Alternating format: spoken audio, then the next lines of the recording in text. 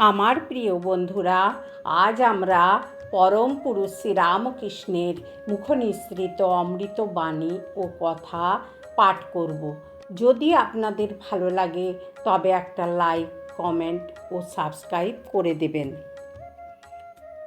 ঠাকুর কামারপুকুরে অবস্থানকালে একদিন এক ভীষণ অনর্থ উপস্থিত হয়। শ্রীনিবাস সাকারির কথা আমরা আগেই উল্লেখ করিয়াছি। উচ্চ জাতিতে জন্ম পরিগ্রহণ না করিলেও শ্রীনিবাস ভগবত ভক্তিতে অনেক ব্রাহ্মণের অপেক্ষা বড় ছিলেন। শ্রী শ্রী রঘুবীরের প্রসাদ পাইবার জন্যে ইনি একদিন ওই সময়ে ঠাকুরের কাছে আগমন করেন। মধ্যাহ্নকাল পর্যন্ত নানা ভক্তি প্রসঙ্গে অতিবাহিত হইল এবং শ্রী শ্রী রঘুবীরের ভোগ রাগাদি সম্পূর্ণ হইলে শ্রীনিবাস প্রসাদ পাইতে বসিলেন। ভোজনান্তে প্রচলিত প্রথা মতো তিনি আপন উচ্ছিষ্ট পরিষ্কার করিতে প্রবৃত্ত হইলে ব্রাহ্মণী তাহাকে নিষেধ করিলেন এবং বলিলেন, আমরাই উহা করিব এখন। শ্রীনিবাস অগত্যা নিরস্ত হইয়া নিজ বাটিতে গমন করিলেন। ব্রাহ্মণ কন্যা ভৈরবী শ্রীনিবাসের উচ্ছিষ্ট মোচন করিবেন, ইহাতে সমাগতা পল্লীবাসিনী ব্রাহ্মণ কন্যাগণ বিশেষ আপত্তি করিতে লাগিলেন।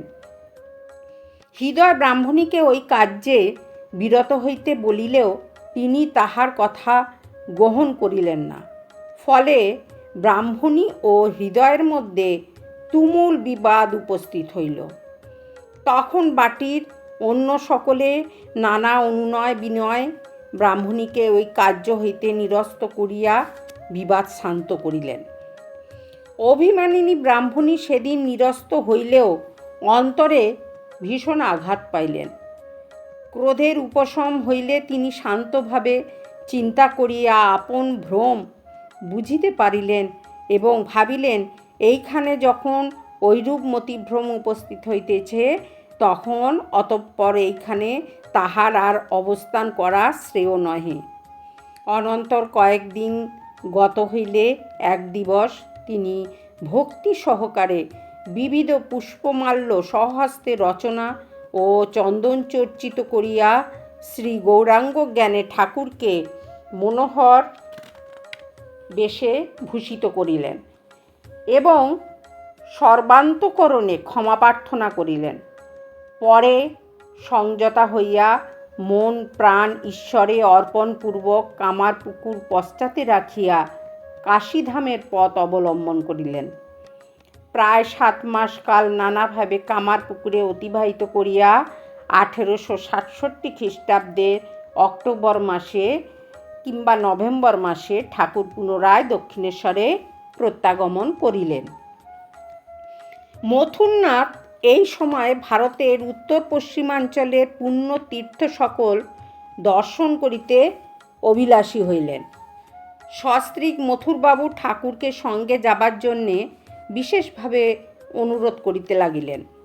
ফলে ভাগ্নে হৃদয় সঙ্গে লইয়া ঠাকুর তাহাদিগের সহিত যাইতে সম্মত হইলেন।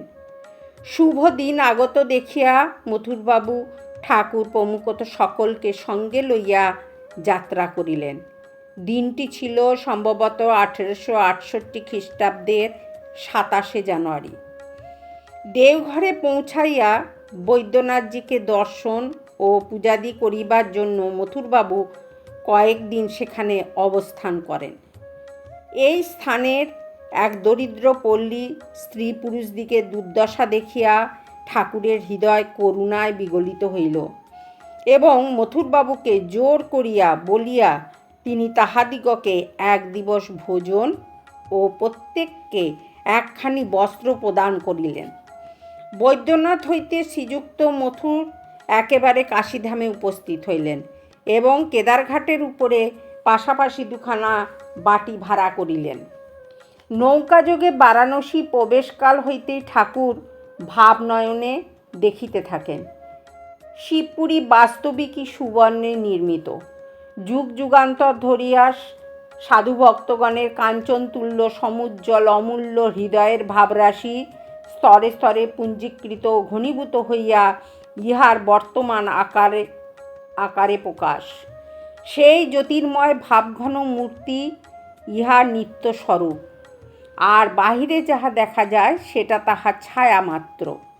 কাশীতে আর একটি বিশেষ দর্শনের কথা ঠাকুর শ্রীমুখে বলতেন।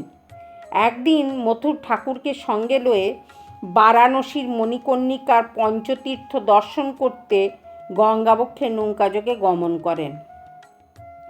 মণিকর্ণিকার পাশেই কাশীর প্রধান শ্মশানভূমি। মথুরের নৌকা যখন মণিকর্ণিকার ঘাটের সম্মুখে আসিল, তখন ভাবময় ঠাকুর সহসা সেই দিকে দেখিয়াই একবারে আনন্দে উৎফুল্ল ও রোমাঞ্চিত কলেবর হইয়া নৌকার বাহিরে ছুটিয়া আসিলেন এবং একেবারে নৌকার কিনারায় দাঁড়াইয়া সমাধিস্থ হইয়া পড়িলেন। কতক্ষণ পরে ঠাকুরের যে দিব্য ভাবের বিরাম হইলে তিনি সেই অদ্ভুত দর্শনের কথা মথুর প্রমুখকে বলিতে লাগিলেন। বলিলেন, দেখিলাম পিঙ্গলবর্ণ জটাধারী দীর্ঘাকার এক শ্বেতাকায় পুরুষ গম্ভীর পদক্ষেপে শ্মশানের প্রত্যেক চিতার পার্শ্বে আগমন করিতেছেন এবং প্রত্যেক দেহীকে সযত্নে উত্তোলন করিয়া তাহার কর্ণে তারক ব্রহ্ম মন্ত্র প্রদান করিতেছেন। সর্বশক্তিময়ী শ্রী জগদম্বা ও স্বয়ং মহাকালী রূপে জীবের অপর পার্শ্বে সেই চিতার উপর বসিয়া তাহার স্থূল সূক্ষ্ম কারণ প্রভৃতি সকল প্রকার সংস্কার বন্ধন খুলিয়া দিতেছেন এবং নির্মাণের দ্বার উন্মুক্ত করিয়া স্বহস্তে তাকে অখণ্ডের ঘরে প্রেরণ করিতেছেন। বন্ধুরা, আজ এই পর্যন্ত।